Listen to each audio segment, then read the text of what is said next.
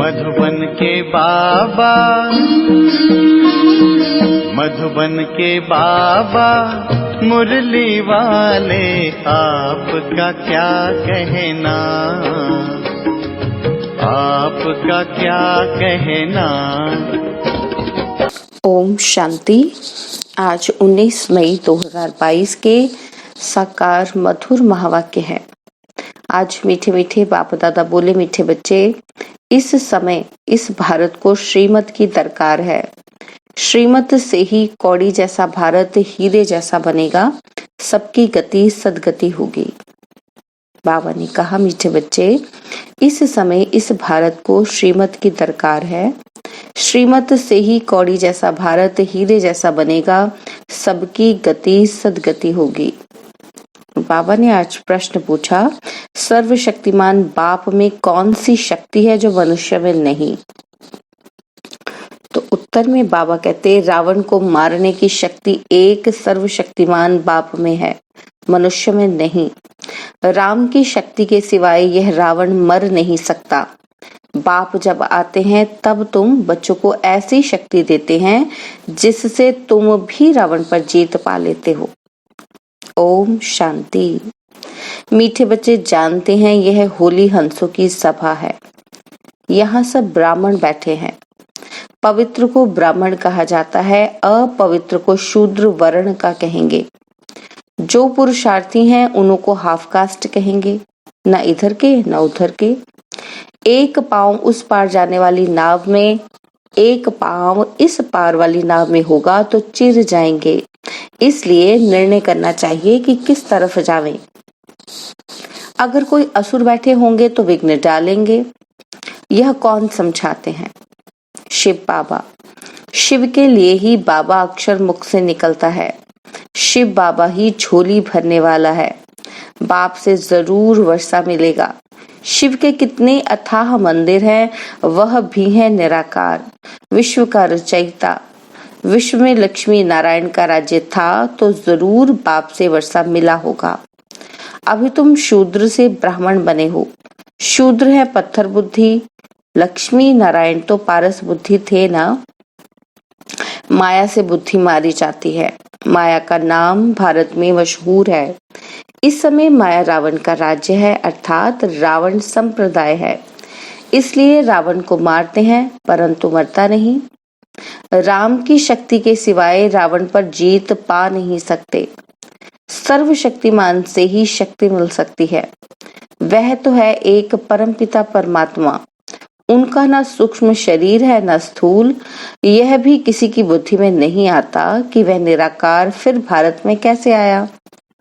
आत्मा ऑर्गन्स के बिगड़ तो कर्म कर नहीं सकती, कुछ भी समझते नहीं, इसलिए पत्थर बुद्धि कहा जाता है। बाप बैठ समझाते हैं, भगवान है ऊंच ते ऊंच। उनकी सबसे ऊंच मत है, नहीं तो भगवान का सिमरन क्यों करते हैं? उनकी मत सिमरते हैं। जरूर भगवान के आने का भी ड्रामा में पार्ट है, मनुष्य समझते नहीं। बहुत लोग कहते हैं क्राइस्ट से 3000 वर्ष पहले गीता सुनाई गई थी, परंतु यह तो बताओ कि वह गीता किस नेशन को, किस युग में सुनाई गई और किसने सुनाई? एक ही शास्त्र में कृष्ण भगवानुवाच लिखा हुआ है, फिर रुद्र ज्ञान यज्ञ भी कहते हैं। रुद्र तो शिव बाबा को कहा जाता है। कृष्ण को कभी बाप नहीं कहेंगे, शिव बाबा कहा जाता है। शिव बाबा ही नॉलेजफुल ब्लिसफुल है, तब तो भक्त लोग पुकारते हैं। समझते हैं भक्ति करने के बाद भगवान मिलेगा। अच्छा, भक्ति कब शुरू होती है? भगवान कब मिलता है? पाप आत्माओं की दुनिया से पुण्य आत्माओं की दुनिया में कब जाना होता है, यह कोई नहीं जानते। तुम भी शूद्र वर्ण के थे, अब तुम ब्रह्मा मुखवंशावली ब्राह्मण कहलाते हो। ब्राह्मण किसने बनाया? शिव बाबा ने। यह है रचयिता। ब्राह्मण वर्ण है सबसे ऊंच, ब्राह्मणों की चोटी भी है क्योंकि साकार में है ना, परंतु उनको बनाने वाला निराकार है। वह परमपिता परम आत्मा माना परमात्मा। यह अक्षर पक्का याद कर लो। ड्रामा अनुसार जब सृष्टि तमो प्रधान बन जाती है तब मुझे आना पड़ता है। मैं भी ड्रामा के बंधन में बंधा हुआ हूँ। तुमको पतित से पावन बनाए सुख शांति का वर्षा कर देता हूँ। बाकी सबको शांति का वर्षा मिल जाता है। बरोबर सतयुग त्रेता नई दुनिया थी जो राम ने स्थापन की। राम से भी शिव बाबा अक्षर ठीक है। शिव बाबा अक्षर सबके मुख पर है, तो बाबा नई दुनिया का रचयिता है। वह आकर वर्षा देते हैं। गीता ब्राह्मणों को ही सुनानी है। जब शूद्र से ब्रह्मा मुख वंशावली ब्राह्मण बने तब उनको गीता सुनाई। ब्राह्मणों का ज्ञान का तीसरा नेत्र खोला है, इसलिए कहते हैं ज्ञान अंजन सतगुरु दिया, अज्ञान अंधेर विनाश। बच्चे कहते हैं बाबा नरक जैसी दुनिया से अब स्वर्ग में ले चलो। यह है शिव भगवानुवाच, शिवाचार्यवाच। शिवाचार्य बेहद का संन्यास सिखलाते हैं। शंकराचार्य का अर्थ है हद का संन्यास। बाबा कहते शिव बाबा आपको बेहद का संन्यास सिखलाते और शंकराचार्य का हद का संन्यास है। बेहद का पाप कहते हैं पुरानी दुनिया को भूलो, अब तुमको सदा सुख की दुनिया में चलना है। कृष्णपुरी और कंसपुरी कहते हैं ना, कृष्णपुरी सतयुग को और कंसपुरी कलयुग को कहा जाता है। दोनों इकट्ठे हो ना सके। सतयुग में फिर कंस कहाँ से आया? बुद्धि से काम लेना चाहिए ना। अब बाप खुद आया है स्वर्ग का अथाह सुख देने।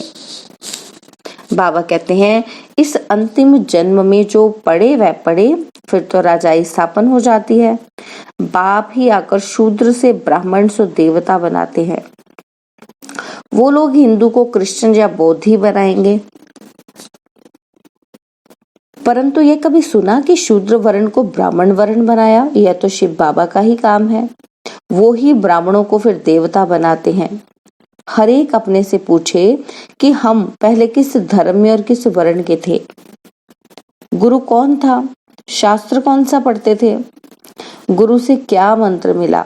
और फिर कब से शिव बाबा ने ब्रह्मा द्वारा ब्राह्मण वर्ण में लाया?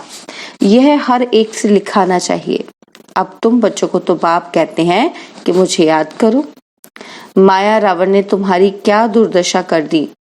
अब तुम बने हो ब्राह्मण संप्रदाय, फिर दैवी संप्रदाय बनना है। तुम्हें निराकार परमपिता परमात्मा ने कन्वर्ट किया है।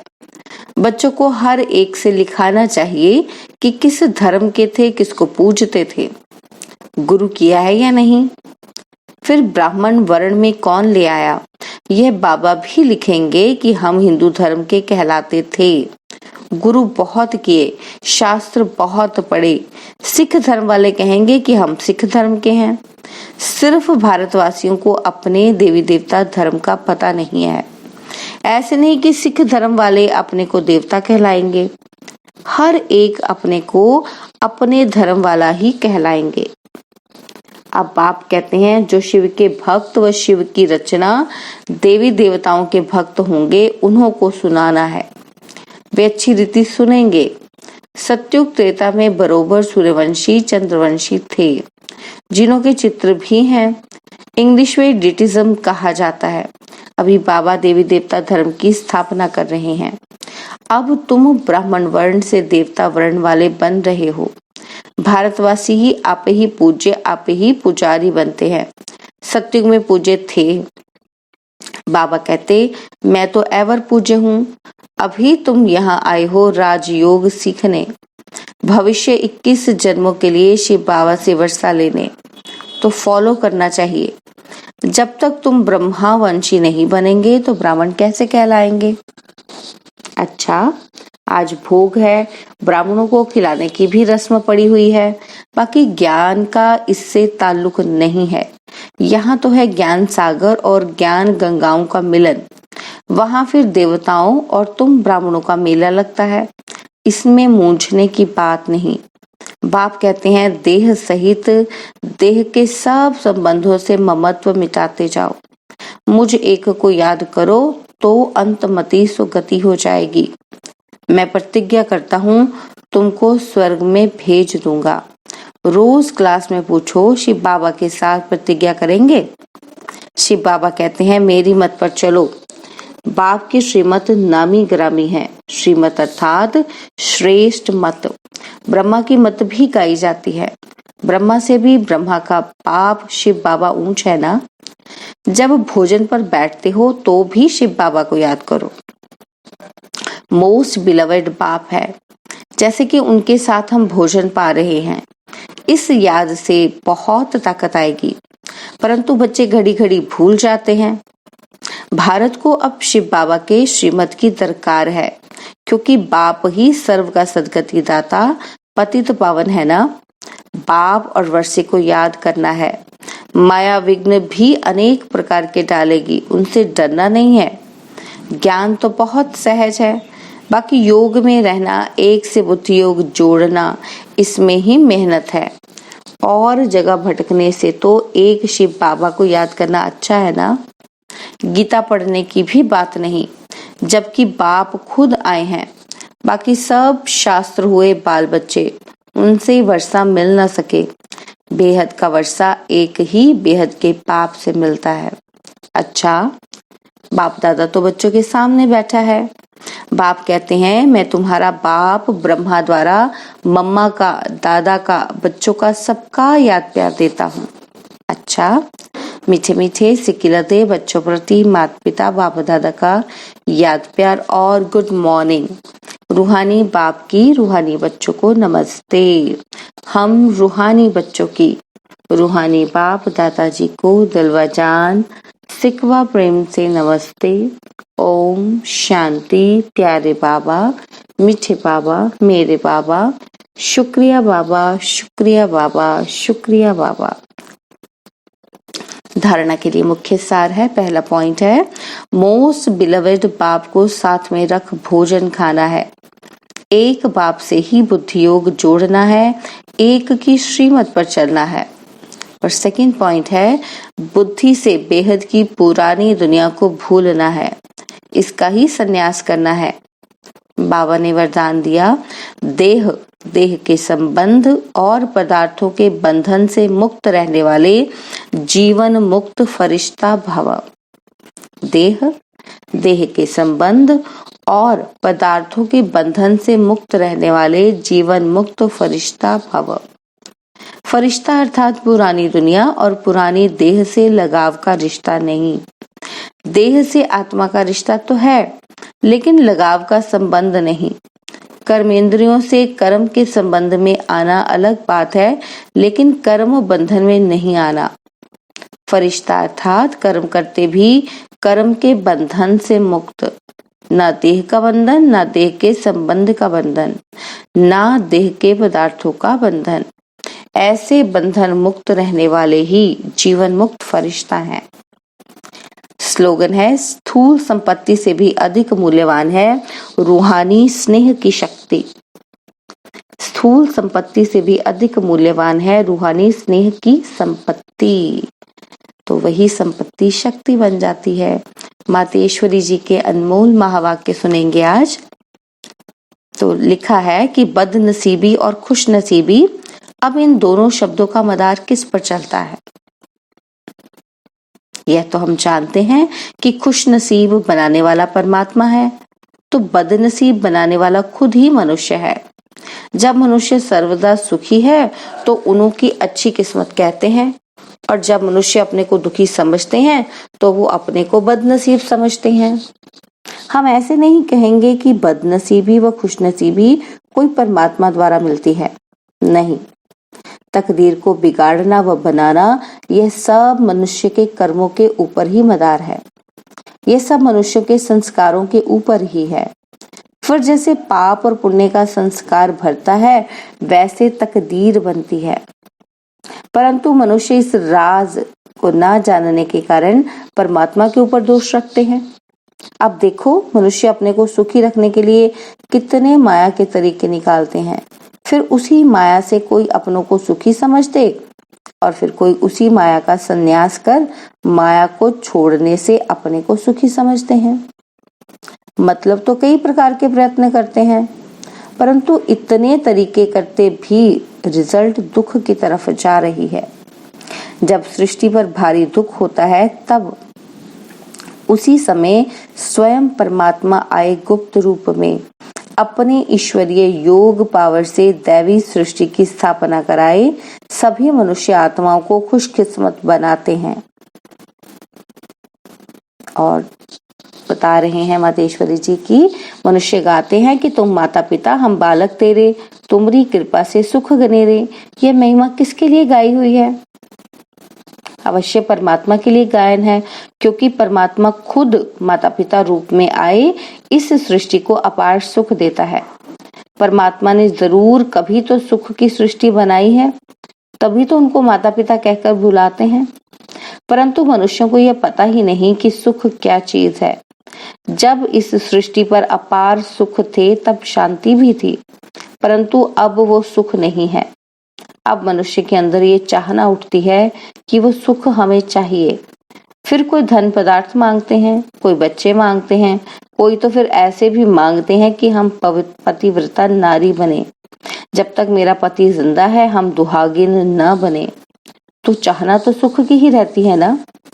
तो परमात्मा भी कोई समय उनकी आश अवश्य पूर्ण करेंगे।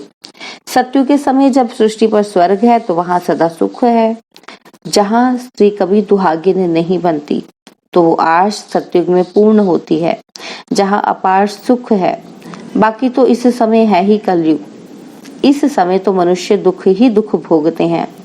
दुखी मनुष्य फिर कह देते कि प्रभु का भाना मीठा करके भोगना है, परंतु वह कभी किसी को दुख नहीं दे सकते। वह हमारे सारे कर्मों का खाता चुकतू कराते हैं।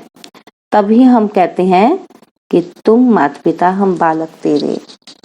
अच्छा, ओम शांति। और अब यह एक बहुत अच्छी वीडियो भी जरूर देखें।